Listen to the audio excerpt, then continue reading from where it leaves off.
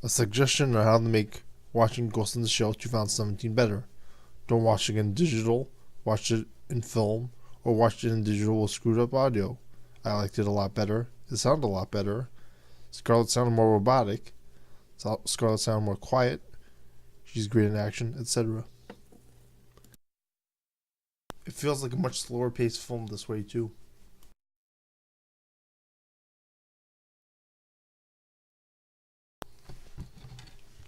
Some positives on Ghost in the Shell 2017, especially the beginning.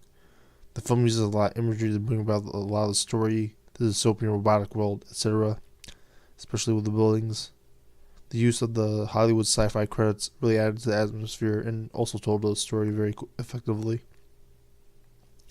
The use of police cases for a robotic terrorist was interesting as well as it was in the show.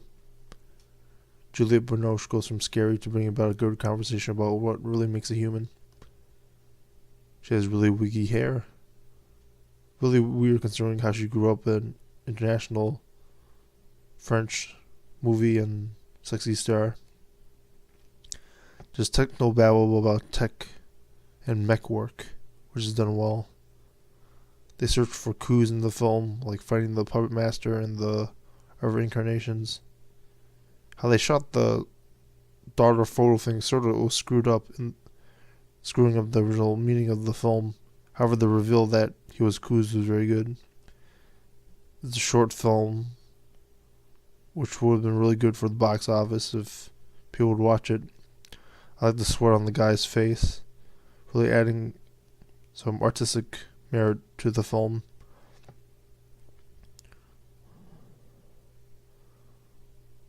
There's other stuff too.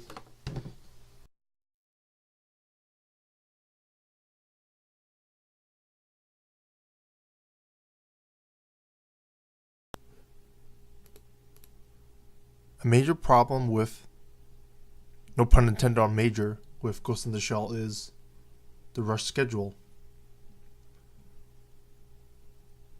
On watching trailers of the film, I was wondering, why did they not make Scarlett Johansson's voice sound like a robot?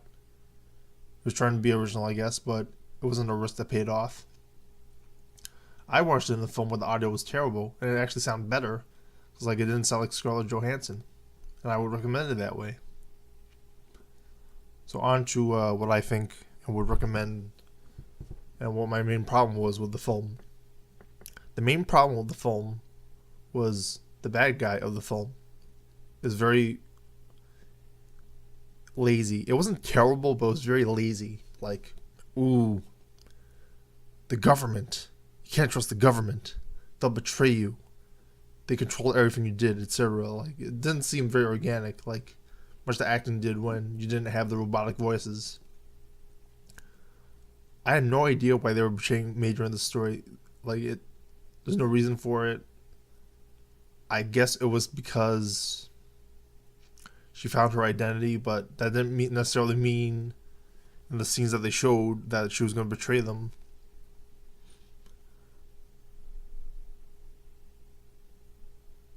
I don't know why the Major even has a Sifu suit. The inclusion of the second season of the TV show was sort of screwing up everything in the movie. It had nothing to do with the beginning of the film. The whole thing about the film is the Major's identity, and I felt like that's all it had to be about. There's a whole controversy about Scarlett Johansson's race in the film, and before I was reading the trailers and reading the previews and reading the spoiler stuff, and I was like, all right, they're running it around her. It's has nothing to do with the fact that they. It was all because they wanted to cast Scarlett, and that's why they had it, opposed to making a story that seemed interesting. However, the more I watched this film, it seemed like it was actually very organic, and I felt like the film should have been about this. Unlike with Trini in Power Rangers 2017, where her race isn't brought up even though her name is Trini. The Major's race is very the whitewashing, and I don't know if they purposely manipulated the media into talking about it, but it's very interesting how they play off the race in the film. is a very interesting part of the film. The fact that she went from one race to the other. It's obviously going to spark controversy with the whitewash people, but same with the anti-violence crowd, the same with the anti-religious crowd, the same with the pro-religious crowd. Like, these are kind of controversies that make you talk about the film and make it interesting. What did make me interested in the film is the whole anti-government thing. They didn't explain why you should be anti-government in the film. They just had it in there, and there's no reason for it. They could have the more anti-corporate stuff with the buildings and how everything's advertising and how they're made of stuff. I'm trying to remember if this is from the 95 film or the 2017 film, but like, these companies control all these mechanical and weapons and stuff. That could have been played off interestingly. Being anti-government was a little bit weird. I mean, I guess that guy was part of the company too, but like, I mean, I just didn't see why they had to. It seemed too simple that they would go after her. It felt like there was nothing to do, and this was a short film too. It felt very long. It felt very smart, but this was only a 90-minute film, like the 1995 film. Maybe they're trying to make the film longer, but they could have just expanded more upon the race thing in the film. And I felt like it could have been because of the whitewashing that they edited that out. And instead had the anti-government, anti-corporate thing with that evil Caucasian dude trying to do everything to destroy the major. If that's the case, it's pretty bad too. So yeah, that should have been a separate film. That should have been like the Empire Strikes Back of the Ghost in the Shell film series, which would have been really interesting. Scene where the government you could trust betrays you. It didn't help that a lot of these characters don't have, not like Ghost in the Shell's very character based, but like it was even a little weaker in this film how they portray the characters. They're just makeup people in makeup.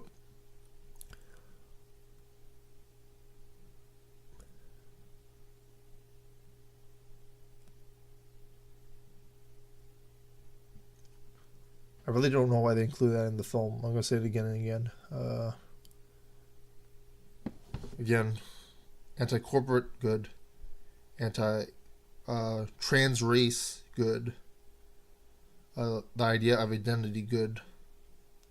The thing with the buildings and how they portray the story, good. Other than that, like, it was a smart film, and it did a lot of smart stuff that Power Rangers 2017 didn't do, which was highly praised. I would consider the good parts of Ghost in the Shell way better than the good parts of Power Rangers 2017.